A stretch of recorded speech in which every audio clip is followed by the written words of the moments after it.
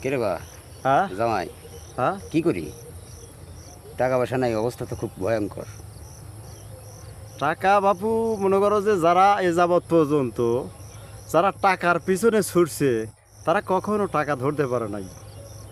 মূল কথা হলো টাকা পিছনে না ছুটিয়া কাজের পিছনে, কর্মের পিছনে ছুটলে হয়তো টাকা ধরা দেবে। কথা তাহলে সঠিক। তাহলে এখন কি করা যায় সেই চিন্তা ভাবনা নিয়ে আমাদের সামনের দিকে এগোতে হবে। অবশ্যই অবশ্যই, ঠিক আছে বাবা। ঠিক তো আছেই বাবু, আমরা তো উপদেশ দিবার পারি সবাই, হ্যাঁ, কিন্তু উপদেশ তো মানি না, না কি কও? উপদেশ দিতে তো টাকা লাগে না।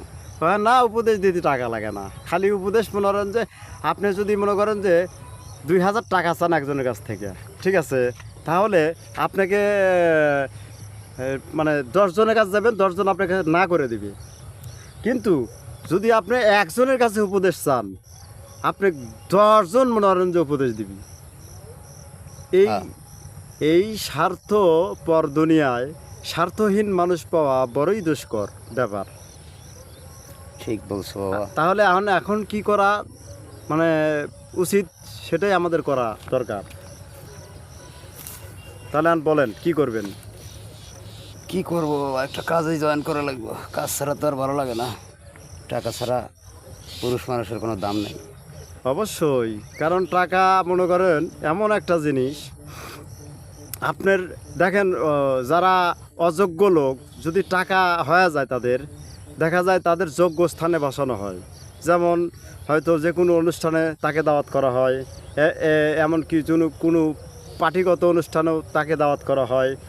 মারহাবা, মানে অনেক কিছুই মনে করেন যে তারা পায়া থাকে।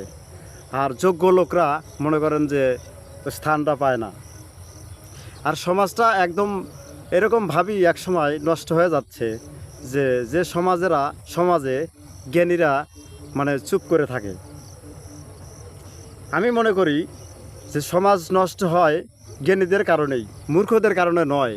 কারণ সমাজে জ্ঞানীরা চুপ করে থাকার কারণেই এই সমাজটা আমাদের ধ্বংসের দিকে চলে যাচ্ছে। আজ জ্ঞানীরা কথা বলে না। আমি বুঝি না যে জ্ঞানীরা কেন কথা বলে না। তো এ বিষয়ে আপনি কোনো মন্তব্য করবেন? কি মন্তব্য করবো বাবা, ওই চুপ থাকাই উত্তম মনে হয়। এই চুপ থাকতে থাকতে যে দেয়ালে পিঠ ঠেকে যাইতেছে, এটা তো আপনি একবারও ভেবে দেখলেন না। যাই হোক, তাহলে আপনি কিছু বলেন। কি বলবো বাবা, দুই পয়সা আলতা ছবির একটা গান গাই।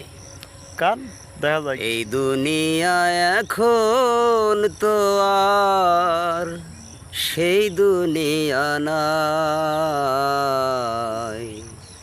মানুষ নামের মানুষ আছে, দুনিয়া বোঝায়।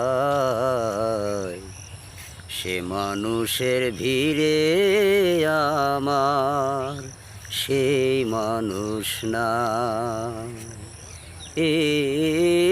এখন বুঝি দারুণ সময়, বদলে গেছে দিন।